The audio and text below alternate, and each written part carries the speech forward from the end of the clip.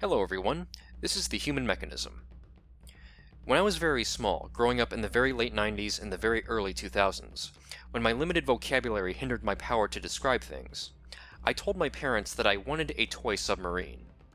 With that tiny bit of information and the fact that I was crazy about Hot Wheels at the time, they got me this, a Hot Wheels rendition of a submarine. It was a good effort, and I loved this little thing very much, until I passed it on to my younger cousins. But I wasn't distracted from my ultimate goal. When I said I wanted a submarine, I meant a submarine. The hunter-killer kind, the giant tube that everyone imagines when someone utters the word. The kind with the giant dorsal fin and the diving planes. The kind that shoots torpedoes and launches missiles. I love submarines, especially the nuclear-powered attack versions. Well, Chap Mei to the rescue. This is the True Heroes attack submarine. Now, this is a submarine. How can you go wrong? This is the closest thing to a true 1/18 scale attack sub that we're probably ever going to get, and notwithstanding any cheaper alternatives, this is pretty much the first hunter-killer sub to accommodate 3 3/4 inch scale figures since the G.I. Joe Barracuda, released 20 years prior to this True Heroes installment. What the hell took so long to make something like this? Attack submarines are cool. This should have been a no-brainer. Some might recommend the USS Tiger Shark, but that's really stretching it. As much as we tried to make them fit in, the vehicles from the G.I. Joe Funrise line were not exactly 3 3/4 inch friendly. As a kid growing up in the early 2000s, I would have loved this thing. Now, as stated, it's unique, and there's not much else like it. I could use that alone as a basis for recommending this. But while writing this review, I was thinking to myself, should I really recommend this just because it has a monopoly on attack subs? Before I throw too much praise at this holy grail, perhaps I should set childhood nostalgia aside and look at this objectively. Let's go over the features. Given that this toy has lights and sounds, it is not intended for the water. As compensation, moving the sub along the ground makes the propeller spin. Fair enough. Speaking of lights and sounds, pressing the button activates what one would expect the noises of a submarine to be. Dive alarms, engine noises, generic Hollywood-style sonar pings, etc. The lights are befitting of a vessel meant for diving into the unknown depths. The blue light that shines through the windows is extremely eerie, especially with the lights turned off. Other features are the firing projectiles. Now, the attack sub comes with 12 projectiles, which can be stored in a space that creatively simulates vertical launch tubes. These projectiles can be placed in large torpedoes on both sides of the sub and launched. I'm not the biggest fan of these. I would have sacrificed the launching features and all of the projectiles for torpedoes that are intended to be removed.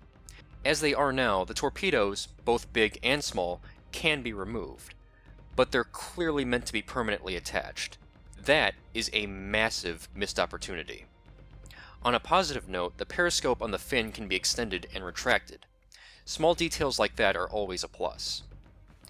Now, last but not least, carrying capacity. Now, despite being a completely different weapon system, the layout of the attack sub is a direct copy of the AB-115. Elements such as the cockpit and the seating for the crew were taken straight from the Shark. The attack sub even retains the windows, which are now portholes, as well as the side door from the AB-115, though it should be noted that the door on the sub has the added ability to lock and unlock. Given the cost-saving measures of Chap Mei, this really isn't surprising. Something I would have done differently would perhaps be to get rid of the cockpit area and have it be a continuation of the crew compartment. That would have definitely saved money and made more space for figures. I would have also sacrificed the seating and added more workstations for the crew.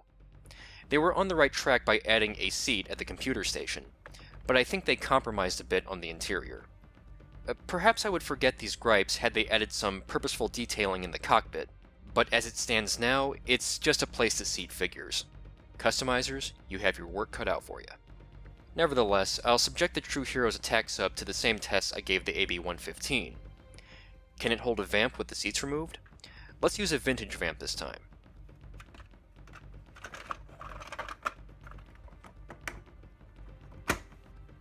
Yes, it can. Can it hold the Jeep from the U-53 with the seats? Yes, it can. It's quite spacious to say the least. In short, when it comes to carrying capacity, anything you can do with the AB-115, you can do with the attack sub. And last but not least, you can place a figure on the fin. The accessories, while not the same, again, are very similar to that of the AB-115. Like with the Shark, anything that takes away space from the interior is pretty much ignored by me. A major difference are the figures. A frogman, and what I assume is a captain? I don't know. Someone has to captain this thing. So, what are my major gripes about this vessel? First, the stickers were absolutely terrible. As you can see, I removed them. They did not belong on an attack sub. I'm also not fond of the tiger stripe camouflage applications, which I guess is a realistic feature for subs, but I would prefer an entirely black body. The carrying handle is also distracting. It interrupts the shape of the sub.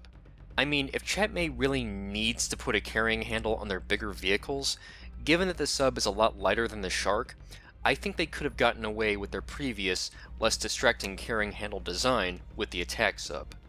The one thing they should have copied from the AB-115, they didn't. However, the biggest thing I dislike is a theme amongst the majority of Chap Mei vehicles, and that is the extraneous details they add. Why does an attack sub need cannons on the front of it? Why? I mean, yeah, I didn't like the torpedoes either, but at least I can understand why they're there. I mean, it's an attack sub. Torpedoes have to be represented somewhere and in some fashion. But the guns? Why did they feel it was necessary to add guns to it? They don't belong on a modern attack sub. It ruins the sleek, stealthy look of the vessel. Yeah, I'm criticizing this toy a lot, but there are good things to like about it. The lights and sounds are pretty cool, and it's spacious, though that really has more to do with the fact that it's based on the AB-115. Also, all the small details, such as the periscope, the locking door, and the spinning propeller. All those are details they didn't have to add, but they did. But I'm having an internal debate with myself as to whether that justifies buying what is essentially another AB-115. I hate to give cop-out statements like this, but I guess it really does depend on personal preference. If you like it, go for it. I'm not saying it's bad by any means, it's just that, all things considered, I find it just a little underwhelming.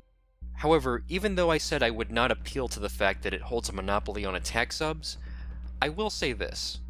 If you don't mind the things that I disliked, this sub does fill a gap, and it fills it quite well. It's refreshing to see something of this caliber for this role. With that said, this has been the True Heroes Attack Submarine. I'll give it a seal of approval. See you all later. Yo Joe.